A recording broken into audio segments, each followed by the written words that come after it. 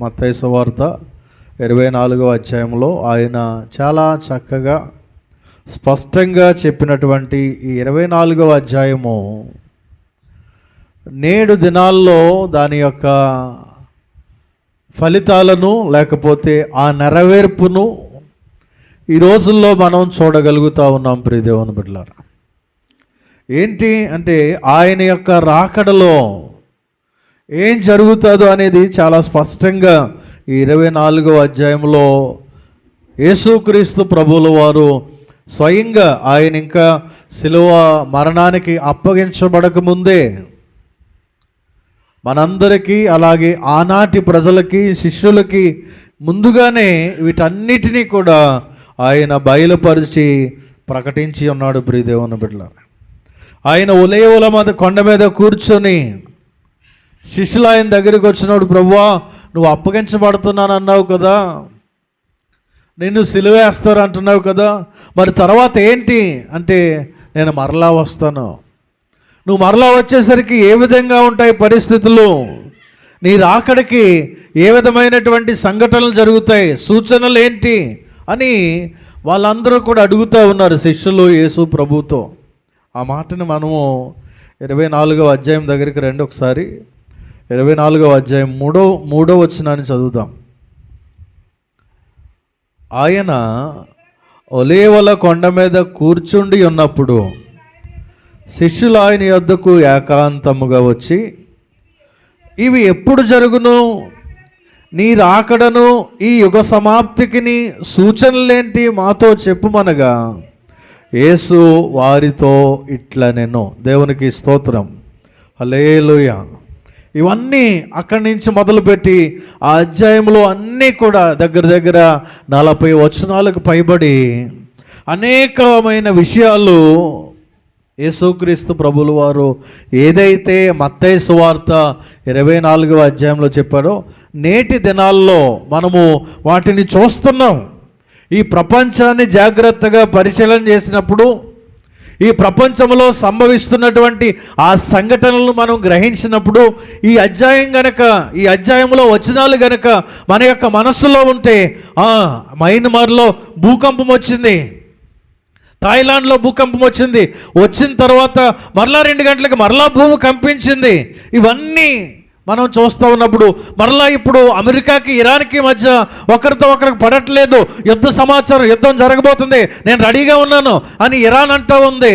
Trump అంటున్నాడు ఆఖరి అవకాశం ఇస్తున్నాను, మారుతావా సరే లేకపోతే యుద్ధమే అంటున్నాడు. గాజాకి ఇజ్రాయెల్కి మధ్య యుద్ధం జరుగుతుంది, యుద్ధ సమాచారాన్ని వింటున్నాం. భూకంపాలు జరుగుతూ ఉన్నాయి, భయంకరమైనటువంటి లోకములో ప్రేమ చల్లారిపోయినటువంటి పరిస్థితులను చూస్తూ ఉన్నాం. ఎక్కడ చూసినా మోసం, దగ ఇవన్నీ కూడా ఏలుబడి చేస్తూ ఉన్నాయి. వాటన్నిటికీ కారణం ఏంటి అని అంటే యేసుక్రీస్తు యొక్క రాకడ సమీపంగా ఉందంట. దేవునికి స్తోత్రం.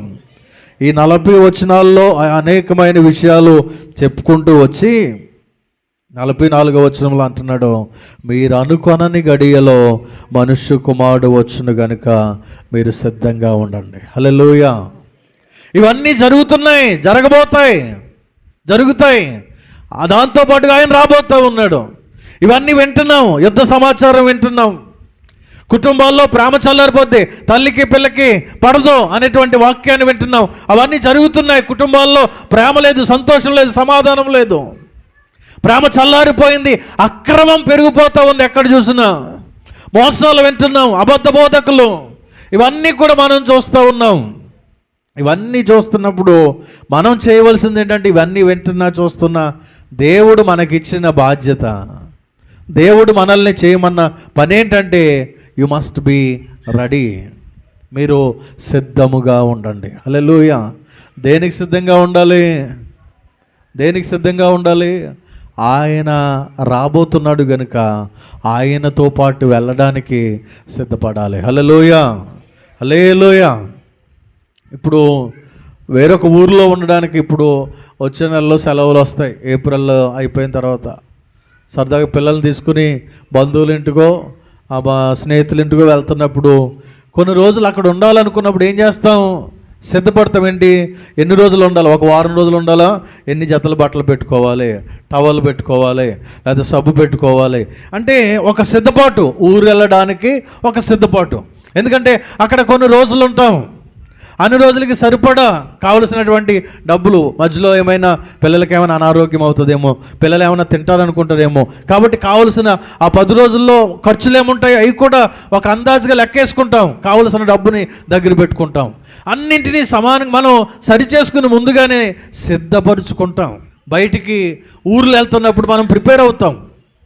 ఒక ఊరు వెళ్ళడానికే సిద్ధపడుతున్నటువంటి మనం ఇంకా మరలా ఈ భూమి మీద పని లేకుండా సదాకాలము ఆయనతో ఉండడానికి వెళ్ళబోతున్నటువంటి సువర్ణావకాశం, సదావకాశం దేవుడు మనకి ఇస్తా ఉన్నప్పుడు ఆ దేశములో, ఆ పరదేశంలో ఉండడానికి మనల్ని మనం సిద్ధపరచుకోవాలంట. దేవునికి స్తోత్రం, హల్లెలూయా. ఆ సిద్ధపరచుకునే విధానంలో ఎలా సిద్ధపరచుకోవాలి అని దేవుని వాక్యం చెప్తుందో మనం చూద్దాం.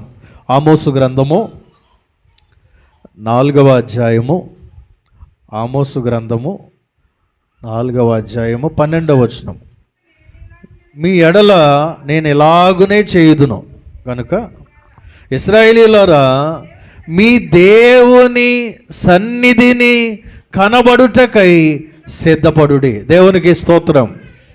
నువ్వు ఆయన రాకడ కొరకు సిద్ధపడాలి అంటే ఈ భూమి మీద నువ్వేం చేయాలంటే నీ దేవుని సన్నిధిని కనబడడానికి సిద్ధపడాలి.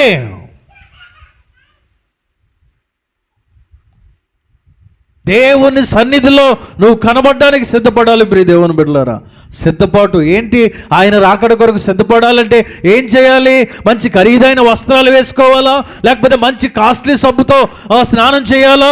లేకపోతే విలువైనటువంటి క్రీములు రాసుకోవాలా? లేకపోతే చక్కగా జుట్టు దూకోవాలా? కాదు. ఎలా సిద్ధపడాలి అంటే ఆయన దగ్గరికి వెళ్ళడానికి, సిద్ధపడడానికి నువ్వు ఈ భూమి మీద ఆయన సన్నిధిలో కనబడడానికి మొదటిగా సిద్ధపడాలి. దేవునికి స్తోత్రం. దాని అర్థం ఏంటంటే ముందు ఆయన సన్నిధికి నువ్వు రా, ముందు ఆయన సన్నిధిలో నువ్వు గడుపు, ముందు ఆయన సన్నిధికి రావడానికి సిద్ధపడు నువ్వు. అప్పుడు శాశ్వతమైనటువంటి ఆ పరలోక రాజ్యానికి వెళ్ళడానికి అవకాశాన్ని దేవుడిస్తాడు. భూమి మీద పరలోకానికి వెళ్ళడానికి ఒక అవకాశంగా నిన్ను సిద్ధపరచడానికి దేవుడు ఒక మందిరాన్ని ఏర్పరిచాడు. గనుక నీ దేవుని సన్నిధిని కనబడుటకై నీవు సిద్ధపడుము. దీనికి ముందు ఉన్నటువంటి ఆ 11వ వచనాన్ని చదవండి ఒకసారి. దేవుడు సొదొమ గొమొర్రాలను బోర్ల దోసి నాశనము చేసినట్లు నేను మీలో కొందరిని నాశనము చేయగా మీరు మంటలో నుండి తీయబడిన కొరవలైనట్టు తప్పించుకొంటిరి. అయినను మీరు నా తట్టు తిరిగిన వారు కాదు. ఇదే యెహోవా వాక్కు. దేవునికి స్తోత్రం.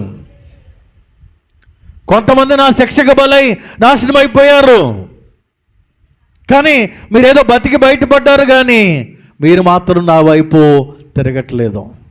కాబట్టి మీరు అలా ఉండకుండా నా సన్నిధిని కనబడడానికి సిద్ధపడుడి అని దేవుని వాక్యం తెలియచేస్తుంది. హల్లెలూయా.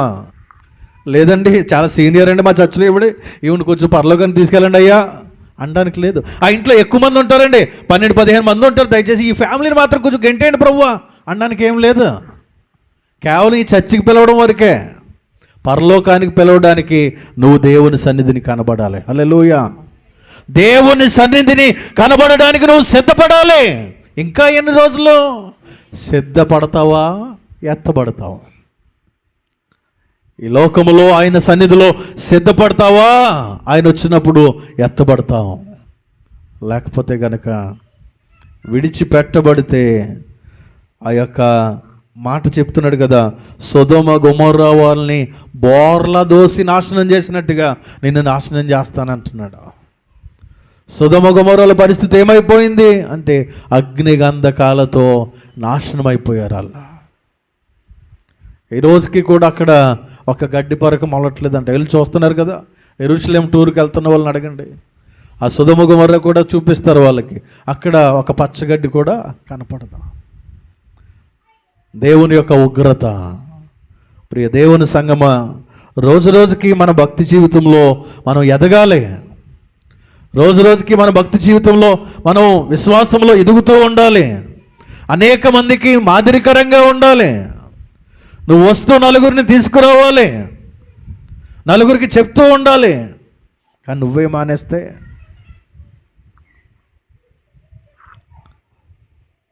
మీరు అనుకొనని గడియలో మనుష్య కుమారుడు వచ్చును గనుక మీరు సిద్ధముగా ఉండు. దేవునికి స్తోత్రం. దేవుని సన్నిధిని కనపడడానికి సిద్ధపడాలంట. రెండవ మాటను చూద్దాం. ఇంకెందులో సిద్ధపడాలంటే ఇర్మియా గ్రంథం 6వ అధ్యాయం. ఇర్మియా గ్రంథం 6వ అధ్యాయం 10వ వచనం.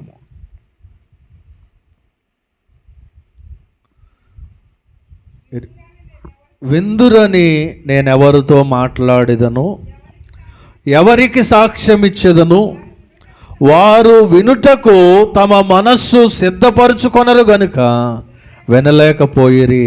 ఇదిగో వారు యెహోవా వాక్యమందు సంతోషము లేని వారై దాన్ని తృణీకరింతురు. వినుటకు తమ మనస్సు సిద్ధపరచుకొనరు. సిద్ధపరచుకోవాలి. ఏం సిద్ధపరచబడాలి అంటే మనం దేవుని సన్నిధిలో కనబడడానికి సిద్ధపడాలి. రెండవది, దేవుని వాక్యాన్ని వినడానికి మన మనస్సును సిద్ధపరచుకోవాలి. దేవునికి స్తోత్రం. హల్లెలూయా. వాక్యాన్ని వినే మనస్సు వారికి లేదు. యెహోవా వాక్యమందు సంతోషం లేని వారై దాన్ని తృణీకరిస్తున్నారు అంటున్నాడు ఆయన. దేవుని వాక్యము మనకి ప్రకటించబడుతూ ఉంది. మన చేతుల్లో ఉన్న లేఖనాలు మనకి వినిపించబడుతూ ఉన్నాయి. ఆ మాటలు వినడానికి మనము సిద్ధపడాలి. ప్రియ దేవుని బిడ్డలారా, ఆ మాటలు వినడానికి మనం సిద్ధపడాలి. నువ్వు ఒక విమానం ఎక్కడానికి ముందు నీకున్నటువంటి ఆ ఫ్లైట్ టికెట్లో కొన్ని రూల్స్ అండ్ రెగ్యులేషన్స్ ఉంటాయి. ఆ విమానానికి ఎక్కడానికి నీకు టికెట్ ఉంది కదా, టికెట్ కొనేసుకున్నాను కదా అని 11 గంటలకి టికెట్ టైం అయితే కరెక్ట్గా 10:50 నిమిషాలకు వెళ్ళి 10 నిమిషాల్లో ఎయిర్పోర్ట్లోకి వెళ్ళిపోయి కరెక్ట్ ఏదో రోడ్డు మీద బస్సు ఎక్కినట్టుగా ఎక్కేద్దాం అనుకుంటే అవుదాం. అక్కడ సిద్ధపడాలి. ఆ ఫ్లైట్లో ఎక్కడానికి ముందు నిన్ను సిద్ధపరుస్తారు. నీ టికెట్ ఎంత ఉంది, నీ లగేజ్ 50 కేజీలు వేసుకెళ్ళిపోదాం అంటే అవుతావు. నీ టికెట్ని బట్టి నువ్వు చేసే ప్రయాణాన్ని బట్టి 23 కేజీలు ఒక దాంట్లో ఉండాలి, 23 కేజీలు ఇంకొక దాంట్లో ఉండాలి. అలాగా లిమిటెడ్గా ఒక్కొక్క లగేజ్ ఉండాలి. అదొకటి లగేజ్ వెయిట్ వేస్తారు అక్కడ. తర్వాత నీ పాస్పోర్ట్, నీకున్నటువంటి టికెట్ అవన్నీ కరెక్ట్గా ఉన్నాయా లేదా అని ఇమిగ్రేషన్ చెకప్ అవుతుంది. అవన్నీ కూడా 1 గంట ముందు ఇవన్నీ కూడా ఎయిర్పోర్ట్లో జరుగుతాయి. నీకు 1 గంట ముందే వెళ్ళిపోవాలి. అంతేగాని లేదండి నేను రక్షణ పొందేశాను కాబట్టి ఇంకా నేరుగా పరలోకానికి వెళ్ళిపోతానంటే మనకు అవకాశం లేదు. ఆ పరలోకానికి వెళ్ళే ముందు ఈ లోకములో సిద్ధపడాలి. దేవునికి స్తోత్రం. ఆ సిద్ధపాటు దేవుని సన్నిధిలో నువ్వు సిద్ధపడాలి. దేవుని వాక్యము చేత నువ్వు సిద్ధపరచబడాలి. దేవుని వాక్యము చేత సిద్ధపరచబడాలి. పరలోకానికి వెళ్ళాలంటే నువ్వేం చెయ్యాలో వాక్యం చెప్తుంది, ఎలా జీవించాలో వాక్యం చెప్తుంది, ఎలా జీవించకూడదో వాక్యం చెప్తుంది, ఎలా నడవాలో వాక్యం చెప్తుంది, ఎలా నడవకూడదో వాక్యం చెప్తుంది, ఏమి చూడాలో వాక్యం చెప్తుంది, ఏమి చూడకూడదో వాక్యమే చెప్తుంది. సమస్తము కూడా పరలోకానికి వెళ్ళడానికి A to Z మనకి నేర్పించేది ఏదైనా ఉందంటే అది మన చేతుల్లో ఉన్న వాక్యము మాత్రమే. దేవునికి స్తోత్రం. నా మాటలు కాదు, ఇంకో వ్యక్తి మాటలు కాదు. దేవుని సన్నిధిలో నువ్వు సిద్ధపడాలి. దేవుని సన్నిధిలో దేవుని వాక్యము చేత సిద్ధపరచబడాలి. లేదమ్మా ఎంతో అందమైనది పరలోకం, చాలా బాగుంటుందంట, సంతోషమేనంట, ఆనందమేనంట, అక్కడ ఏడుపు ఉండదంట, అసలు ఆకలేదంట అని ఇలా నా మాటలు చెప్పడం కాదు. ఆ పరలోకానికి వెళ్ళడానికి వాక్యం ఏం చెప్తుంది?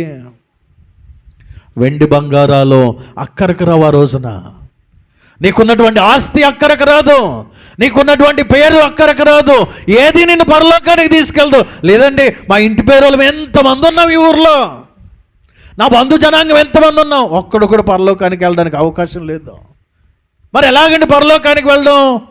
ఏసే, ఏసే, దేవునికి స్తోత్రం. ఏసే పరలోకానికి మార్గం. ఏసే ప్రభువు అని నోటితో ఒప్పుకొని ఆయన మన హృదయంలో విశ్వసించినప్పుడు మనం రక్షించబడతాము. ఈ మాటలు వినుట వలన విశ్వాసం. ఏ మాటలు? వినుట, క్రీస్తుని గూర్చిన మాటలు, యేసయ్య గూర్చిన మాటలు వినుట ద్వారా విశ్వాసములో స్థిరపరచబడతాం, బలపరచబడతాం. ఈ మాటలు మనల్ని హెచ్చరిస్తాయి, గద్దిస్తాయి, ఖండిస్తాయి, బుద్ధి చెప్తాయి. దుష్టుల ఆలోచన చొప్పున నడవక, అంటే దుష్టులు చెప్పే మార్గంలో నువ్వు నడవద్దు. వాళ్ళందరూ అక్కడ ఉన్నారంటే వాళ్ళతో పాటు నువ్వు వెళ్ళొద్దు. అపహాసకులు కూర్చుండే చోట కూర్చుండక అలా నడవద్దు. ఇలాంటి వాళ్ళ దగ్గర కూర్చోవద్దు. ఏం చేయమంటున్నాడు? దివారాత్రము దేవుని వాక్యాన్ని ధ్యానించు. దేవునికి స్తోత్రం. హల్లెలూయా. దుష్టుల్లో ఆలోచన చెప్పు నడవద్దు, పాపుల మార్గాన్ని నిలవద్దు, అపహాసులు కూర్చుండే చోట కూర్చోవద్దు. కానీ ఏం చేయాలి? దేవుని వాక్యాన్ని అనుసరించి నడుచుకోవాలి. కానీ ఈ రోజుల్లో ప్రజలు ఎలా ఉన్నారంట? ఆ వాక్యమందు సంతోషించడానికి వారికి మనస్సు లేదంట. ఆ వాక్యాన్ని వినడానికి సిద్ధపడట్లేదంట వారు. నిజంగా ఆ వాక్యాన్ని వినాలి అనేటువంటి మనస్సు ఉంటే, వాక్యాన్ని వినాలి అనే సిద్ధపాటు ఉంటే ఈరోజు అనేక మంది ఇంటి దగ్గర ఉండరు. వాక్యం విలువ తెలియక ఇంకా మన వారు చాలామంది ఇంటి దగ్గరే గడిపేస్తూ ఉన్నారు. కానీ దేవుని వాక్యం చెప్తుంది, ఆయన వచ్చేటువంటి దినములు బహు సమీపంగా ఉన్నాయి. కనుక ఆయన ఏ క్షణంలో వస్తాడో కూడా మనకు తెలియదు. అక్కడ ముందు చదివినటువంటి మీరు సిద్ధంగా ఉండండి అని చెప్పిన పై మాటలు ఏమంటాడంటే, దొంగ ఎలా అయితే వస్తాడో, మెరుపు ఎలాగైతే వస్తుందో. అండి, మెరుపు ఎలా వస్తుంది? ఏ పక్క నుంచి వస్తుందో చెప్తామా? మేఘం పట్టింది, వర్షం వస్తుందండి. మెరుపు ఏ పక్కన వస్తుందో చెప్తాం మనం. ఇప్పుడు చంటి, ఇదిగో పాస్టర్ గారు ఈ పక్కన మెరుపు వస్తుంది అంటే అక్కడ మెరుపు వస్తుందా? రాదు. మెరుపు ఏ పక్కన వస్తుందో మనకు తెలియదు. అదేవిధంగా దొంగోడు ఎప్పుడు వస్తాడో మనకు తెలియదు. ఆగండి, పెనుగొల్లోకి ఏప్రిల్ 4వ తారీఖున నేను దొంగతనానికి వస్తున్నానని చెప్తాడా? దొంగ ఎప్పుడైనా ముందు చెప్పొస్తాడా? చెప్పొస్తే ఏం చేస్తారో 10 మంది కర్రలేసుకుని ఎంట్రన్స్లో కూర్చొని ఉంటారు. ఎందుకంటే 4వ తారీఖున వస్తానన్నాడు కదా, 4వ తారీఖు సాయంత్రం. దొంగ ఎప్పుడు చెప్పి రాడు. ఒకవేళ చెప్పొస్తే ఏమవుతాం? అందరూ సిద్ధపడిపోతాం, అలర్ట్ అయిపోతాం. ఇంట్లో ఒక్కొక్కరి ఇంటి దగ్గర లోపల ఆడవాళ్ళు అయితే కొంచెం కారం రెడీగా పెట్టుకుంటారు ఇంట్లోనూ. మగవాళ్ళు అయితే 4 మంచి బలంగా ఉన్నటువంటి కర్రలు ఇంట్లో తీసి పెట్టుకుంటారు. ఎందుకు? దొంగోడు వస్తానన్నాడు కాబట్టి, దొంగలు తిరుగుతున్నారు కాబట్టి కొట్టాలనేటువంటి ఒక సిద్ధపాటు. ఎందుకంటే దొంగోడిని ఎదుర్కోవడానికి. నా యేసయ్య రాకడ కూడా దొంగ వలే ఉంటుందంట. హల్లెలూయా. అంటే ఏ క్షణంలో వస్తాడో తెలియదు, ఏ రోజున వస్తాడో తెలియదు. అయితే ఒక ఆప్షన్ ఉంది. ఏంటంటే ఆయన ఎప్పుడొచ్చినా ఆయనతో పాటు నువ్వు వెళ్ళాలంటే సిద్ధపడి ఉండాలంట. హల్లెలూయా. సిద్ధపడి ఉండాలి. ఈ సిద్ధపడి అనేటువంటి మాటలోనే క్రైస్తవ జీవితం అంతా ముడిపడి ఉంది. ఈ ఒక్క మాటను చెప్పి నేను ముగిస్తాను. కొంచెం మీరు ఆలస్యంగా వచ్చారు కాబట్టి ఆలస్యంగా స్టార్ట్ చేశాను. ఈ ఒక్క మాట చెప్తాను. సిద్ధపడి అనేటువంటి మాటలోనే క్రైస్తవ జీవితం అంతా ఉంది. ఏంటంటే ఈ సిద్ధపాటు ప్రతిరోజు కలిగి ఉండాలంట మనం. ఏమండి? ఎప్పుడెప్పుడు? 40 రోజులు కాదు, ఆదివారం కాదు, ప్రతిరోజు కూడా ఒక క్రైస్తవుడు తన భక్తి జీవితాన్ని ఏమనుకోవాలంటే పొద్దున్నే లేచి, ప్రభువా ఒకవేళ ఈరోజు నీవు వస్తే ఎత్తబడే గుంపులో నేను ఉండాలి ప్రభువా అని ప్రార్థన చేసుకుని, ప్రభు ఈరోజు పాప సంబంధమైనవి ఏమీ కూడా నేను చేయకూడదు. నా శరీరాన్ని, నా మనస్సుని, నా చూపులు, నా మాటలు, నా ప్రవర్తన అంతా కూడా పరిశుద్ధంగా ఉండడానికి, శరీరేచ్ఛలు జయించడానికి, లోకాశలు జయించడానికి, నా చూపులు, మాటలు ఇవన్నీ కూడా పరిశుద్ధంగా ఉండడానికి నాకు సహాయం చేయి ప్రభు అంటూ ప్రతిరోజు కూడా పరిశుద్ధాత్మని సహాయముతో ప్రార్థనాపూర్వకంగా ప్రతి దినాన్ని కూడా ఒక క్రైస్తవుడు జీవిస్తూ ఉండాలంట. ఏమండి, ఒకసారి ఈరోజు ఈ మాట విన్నాం, రేపు నుంచి నేను అబద్ధం మాట్లాడను, నేను దొంగతనం చేయను, నేను బూతులు మాట్లాడను, నేను ఎవరిని మోసం చేయను, నా ప్రవర్తన జాగ్రత్తగా ఉంటాను, నేను సెల్ ఫోన్లో వ్యర్థమైనవి చూడను, టీవీల్లో వ్యర్థమైనవి చూడను, దేవునికి ఇష్టం లేనివి నేను చూడను అంటూ ప్రతిరోజు నీవు పరిశుద్ధంగా ఉంటున్నావు అనుకో. దేవుని బిడ్డ, నువ్వు ఆ విధంగా పరిశుద్ధంగా జీవిస్తున్నావు, నీ నోటిని కాపాడుకుంటున్నావు, నీ కంటిని కాపాడుకుంటున్నావు, నీ శరీరాన్ని కాపాడుకుంటున్నావు. ఆ విధంగా రోజు జీవిస్తూ ఉంటే ప్రతి ఒక్కరు కూడా ఆలోచన కలిగి ఉంటే సంఘమంతా ఎలా ఉంటుంది? పరిశుద్ధంగా ఉంటుంది. హల్లెలూయా! పరిశుద్ధమైన సంఘం. ఆ పరిశుద్ధంగా నువ్వు జీవిస్తున్నప్పుడు దేనికి భయపడు అంటే యేసయ్య ఎప్పుడు వస్తాడో, ఎప్పుడొచ్చినా పర్వాలేదు, ఎందుకంటే నువ్వు ఎలా ఉన్నావు? సిద్ధపాటు కలిగి ఉన్నావు. హల్లెలూయా! నీలో పాపమేదీ లేదు, నీలో లోకానుసారమైనవి ఏమీ లేవు, శరీరానుసారమైనవి ఏమీ లేవు. నువ్వు పాప సంబంధమైన అన్నిటినీ కూడా విసర్జించి పరిశుద్ధంగా జీవిస్తూ ఉన్నావు. ఆ విధంగా నువ్వు జీవించినప్పుడు ఆయన ఎప్పుడు వచ్చినా ఎత్తబడే గుంపులో ఉంటావు. హల్లెలూయా! ఒకవేళ అలా సిద్ధపడి రేపే సిద్ధపడ్డావు, రేపు దినమంతా కూడా పరిశుద్ధంగా జీవించావు, ఒకవేళ నన్ను అనుకుందాం, రేపంతా ఉదయం నుంచి సాయంత్రం వరకు పరిశుద్ధంగా ఉన్నాను, ఒక బూతు మాట్లాడలేదు, ఒక చెడు చూడలేదు, ఒకరికి చెడు చేయలేదు, ఒక చెడ్డ ఆలోచన రాలేదు, పరిశుద్ధమైన జీవితం కలిగి రేపు సాయంత్రం చచ్చిపోయాను ఎక్కడికి వెళ్తాను? పరలోకానికి వెళ్తాను. దేవునికి స్తోత్రం. హల్లెలూయా! లేకపోతే ఆ రేపు సాయంత్రమే యేసయ్య వచ్చాడంటే ఎక్కడికి వెళ్తాను? పరలోకానికి వెళ్తాను. ఎందుకంటే నేను పరిశుద్ధంగా ఉన్నాను కనుక. మన క్రైస్తవ జీవితం అంతా ఈ చిన్న మాట మీద సిద్ధపాటు. కడవరి దినాల్లో అంటే మన కడవరి దినాల్లో కాదు, మనం ముసలోళ్ళం అయిపోయిన తర్వాత కాదు, మన పిల్లలకి పెళ్ళిళ్ళు చేసేసిన తర్వాత అని కాదు, మనం ప్రతిదినము కూడా సిద్ధపాటు కలిగి జీవించాలి. ప్రతిదినము కూడా సిద్ధపాటు కలిగి జీవించాలి. ఆ సిద్ధపాటుతో ఎప్పుడైతే సంఘం సిద్ధపాటు కలిగి ఉంటుందో, పరిశుద్ధాలంకారము ధరించుకొని ఉంటుందో, ఆ పెండ్లి కుమారుడిగా ఆయన వస్తా ఉన్నప్పుడు ఈ వధువు సంఘం పరిశుద్ధముతో జీవించినప్పుడు ఈ పరిశుద్ధ సంఘము ఆయనతో పాటు ఎత్తబడుతుంది. దేవునికి స్తోత్రం. అందులో నీవు నేను కూడా ఉండాలి అంటే ఆ పరిశుద్ధమైనటువంటి సిద్ధపాటు మనం కలిగి ఉండాలి. కేవలం సన్నిధిలో మాత్రమే పరిశుద్ధత కాదు, సంవత్సరం చివరిలో, సంవత్సరం మొదల్లో మాత్రమే పరిశుద్ధత కాదు, ప్రతిదినము కూడా సిద్ధపాటు కలిగి మనము జీవించాలి. మన అనుదిన క్రైస్తవ విశ్వాస జీవితంలో మనము అనుకొనని గడియలో మనుష్య కుమారుడు వచ్చును గనుక సిద్ధముగా ఉండుడి ఆయన చెప్పాడు.